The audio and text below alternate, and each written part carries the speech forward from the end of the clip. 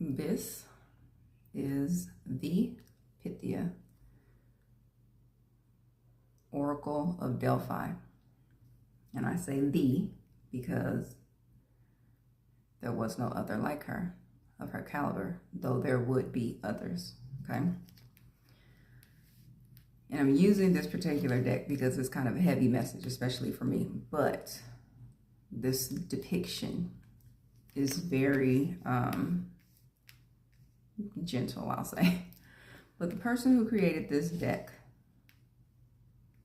everything happens for a reason. There are two pictures, two images of Pythia, the Oracle of Delphi, in that particular deck. And I'll get into that later. However, one-on-one as I say this, her name was not Pythia. She was a Pythia. A name chosen by herself. Her God-given name was Claire, okay? Her birth name was Clarice.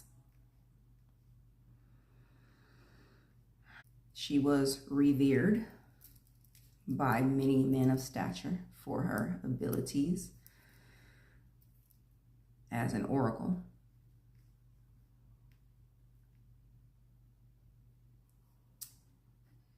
There were lessons she had to learn this lifetime, as we all do, as we come here to learn, okay? Though being revered was cool, she wasn't valued, okay? She spent her days using her abilities for those who wanted to win wars, for those who, men of stature, wanted to know where their wives had been, and various other things. However, when she went to her place of dwelling at night, she realized there was no one to comfort her, to help heal her, to help bring her back to self, but herself, okay? Now, though there are many who said she channeled messages, prophecy, etc. from Apollo, she did not. She channeled higher self messages with the assistance of Mother Gaia, okay? Now, she did interact with the spirit of Apollo because in her purpose, she would need protection. 333, as I say that. He was her unseen force of protection. So I'm saying all this to say because this is a divine counterpart message, okay? And it'll be for whoever it resonates with, divine masculine, divine feminine, okay? I'm just going to give the message. She chose a solo mission, as we all choose what we are going to come here to do, the lessons we're going to learn. This was a very 414, as I say that, a very hard lesson to learn, but she understood, as she would sometimes sleep on the cold, hard floor after channeling and connect with Apollo. She would understand that solo mission was not for her. She understood, 444, as I say this, the importance of a physical counterpart, not just a spiritual counterpart. So, as the days up to her passing, she would recount being in her purpose alone, okay? And she vowed that she would not choose that path again. It is important to have that physical support, counterpart in the physical, okay? Now, what I want to say to that is not everyone understands what you will encounter when dealing with this energy, high priestess energy, okay? A high priestess is connected to the divine. High priestess is a higher calling, okay? Now, I'm not going to say all high priestesses 555 as I say this because some don't use their abilities for the good of all, okay? But for those of us who are here for the good of all, our purpose, our calling is higher, okay?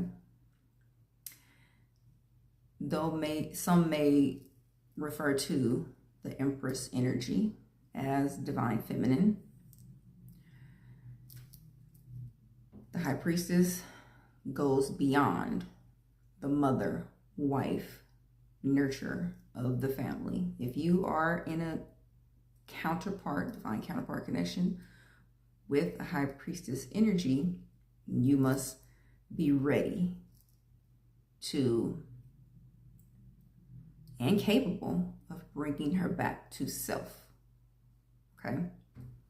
A true counterpart will understand how to do that. The thing is this, you won't always understand what that means until you are in physical union. Because though she may look like this here, the high priestess is sometimes in this energy, okay? That is why if you do not have a counterpart who can bring you back to this, because it's not always so cut and dry. It's not always so peaceful. We're in this energy at times.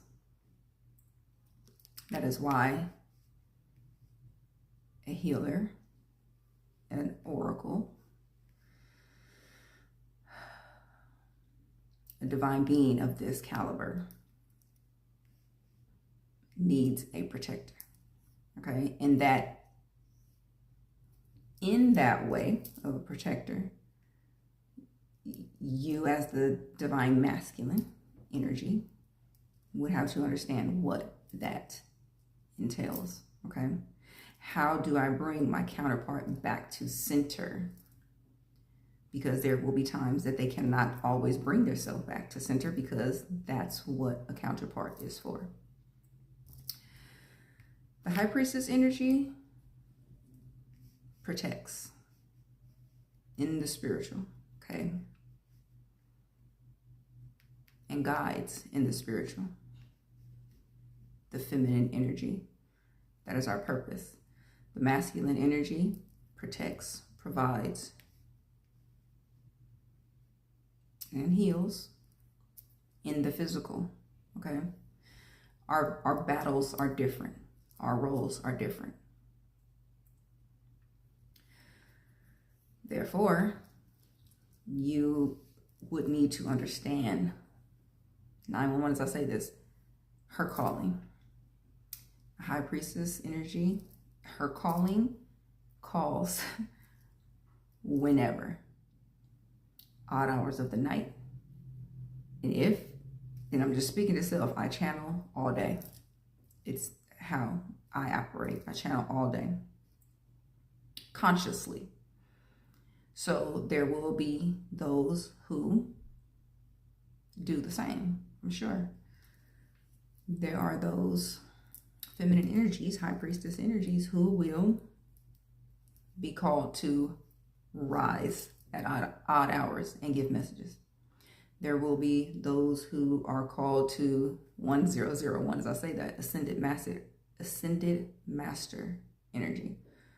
They will be called to go and do and be in places their energy is needed, okay? There will be times your divine feminine, okay, high priestess, there will be times she's going through spiritual battles in the sleeping hours, I'll just say, okay?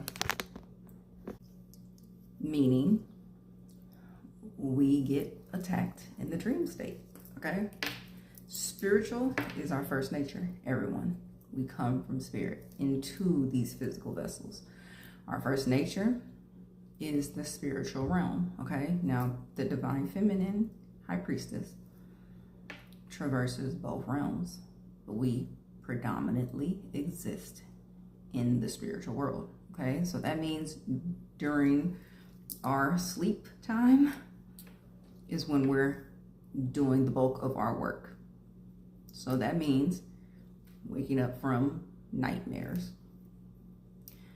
being disheveled, okay, jolted from our sleep because we fight battles that others can't see, okay? That means waking up with bruises and you have no idea where they came from.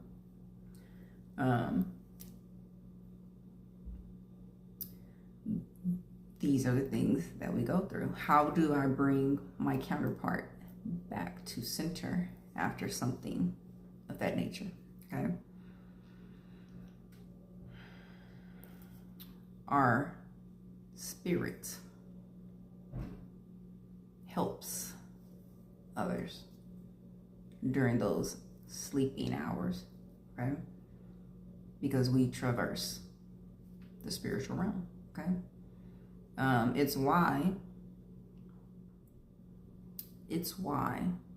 we do what we do. I'll just say that. But there are a lot of things that come with what we do, okay? There are physical world effects, I want to say, that comes with doing what we do. That's why our counterpart is so important. The counterpart who can be on our frequency, because that frequency heals us. It brings us back to center. It calms us. Now,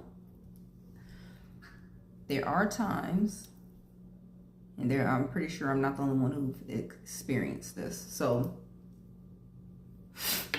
there will be times, and people have different explanations for what it is. And it could be different explanations for what it is. But in my case, 3, 2, 1, as I say that, there will be beings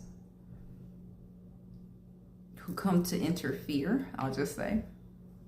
And I tried to explain to someone years ago, decades ago, I should say.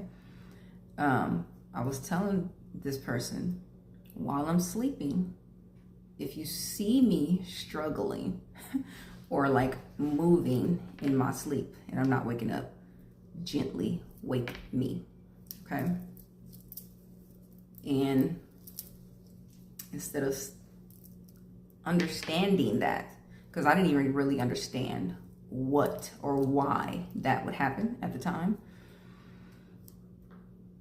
but I began to consciously make myself aware in the dream state to begin to shift my energy so that I will wake myself up, okay?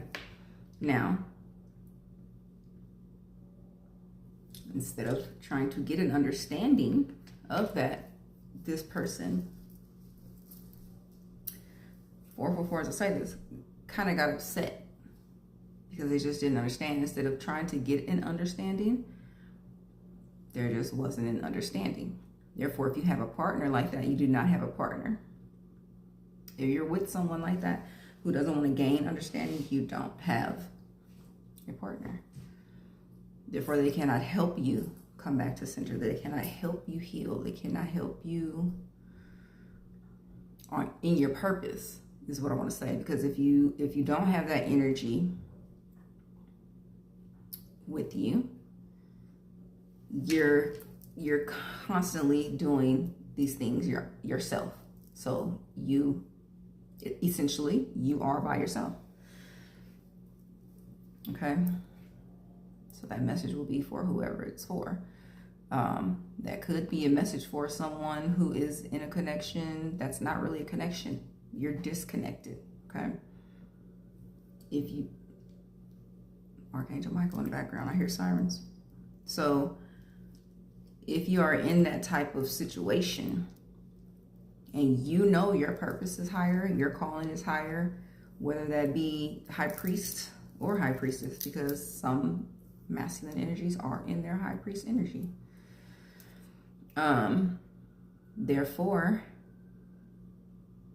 the sirens are getting louder. Therefore, you must have someone who can anchor you and you can anchor them. This is the best way I can put it. If the frequency is like this, it won't work. Okay, so this is definitely a message for someone who you understand your calling, your purpose is higher, and you may need to break away from that energy it's not at your frequency. Okay.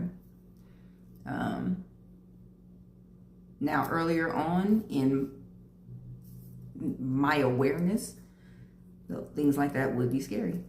Okay, things like that happening during the night and during whenever it would happen, it would be frightening. And you have to, when you don't have your counterpart, that's a very strengthening time, but it's also a very trying time. You will find out what you will and will not accept from another, because if they can't support you in that way in your higher calling, it just won't work. Okay, and I don't know why my nose keeps itching so much like it do. Maybe somebody's confirmation. 737, I'm seeing. It's like the high priestess exists so much in the spiritual realm to serve our purpose, I want to say. Our masculine, who is predominantly of the physical realm, has to bring us back into like normalcy, so that we can exist in other ways than the spiritual, is what I want to say. It's bringing the balance to one another, just as our purpose would be to help our divine counterpart, our masculine, divine masculine, experience what it is in the spiritual that they would need to gain a higher understanding of. Okay, so this is about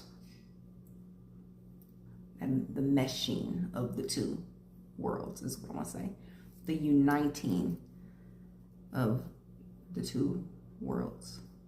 Okay, not only just masculine and feminine, but spiritual and physical world. So their counterpart has to be able to flow as they flow. There's an energy of power exchange, okay? Empathic energy, and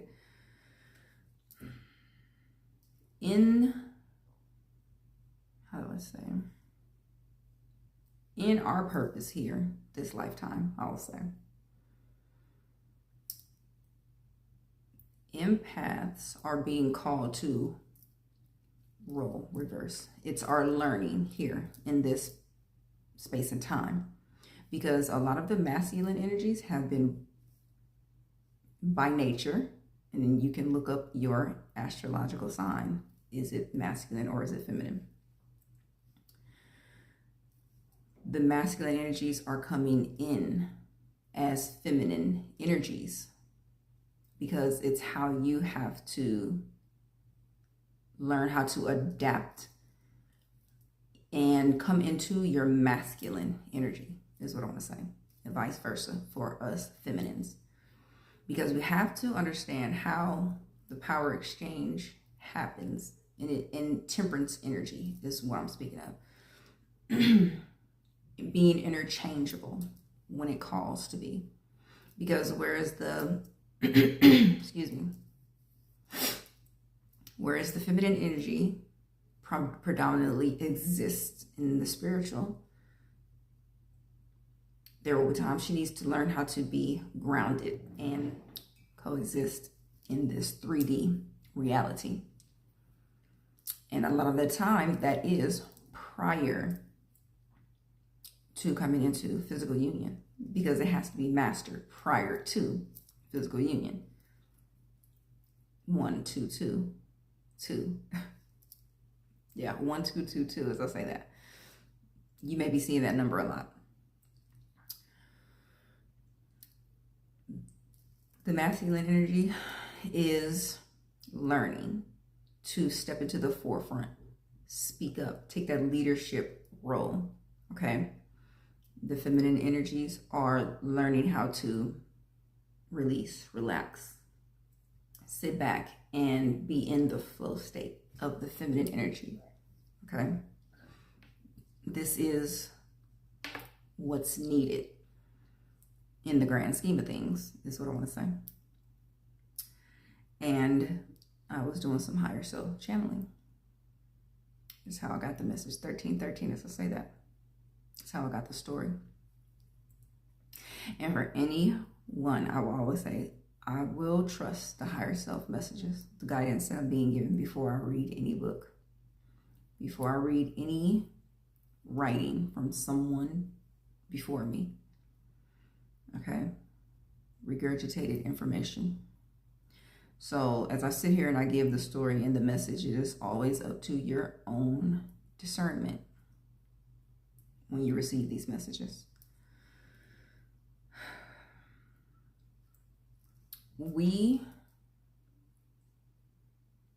I, and others like me, I will say, sit here and we're in the forefront, maybe because a divine counterpart has to understand how we operate. They have to see us in action. Not everyone will get that 1414, as I say that. Temperance. Not everyone will get that. So when you come into union, this is what you will see. You will see your divine counterpart in both energies. You must be able to handle both energies, okay? Because even though someone may be in High Priestess energy, she may not be called to do this. 1444, as I say that. She may not be called to do this. Readings, tarot, and things of that nature. And so you won't get to see her in action, is what I want to say. But this is where unconditional love and understanding comes in. Because if you've already been on the journey, and this is what you're coming into union, reunion, physical reunion with your partner, there still will be tests and trials, okay? But they will be easier because you're coming together as a unit, okay? But you'll need to be understanding of how she operates. And it's the same as her, okay? The masculine energy faces different obstacles in the physical world, meaning confirmation, you heard that on the job site, with starting their own business in the physical world, dealing with a different type of energy. And so when their counterpart comes home, how do I alleviate them of the stresses of the world is what she needs to be capable of. Okay, so being able to heal one another and bring one another back to self is what this is about. Being one another's anchor. Okay, being able to anchor one another. There was a higher self message that I got, and it says, the man who views a relationship as a challenge is not ready for love. The man who is truly ready for a true and unconditional partnership is the one that views love as a once-in-a-lifetime opportunity to fill in the blank, okay, as you see fit.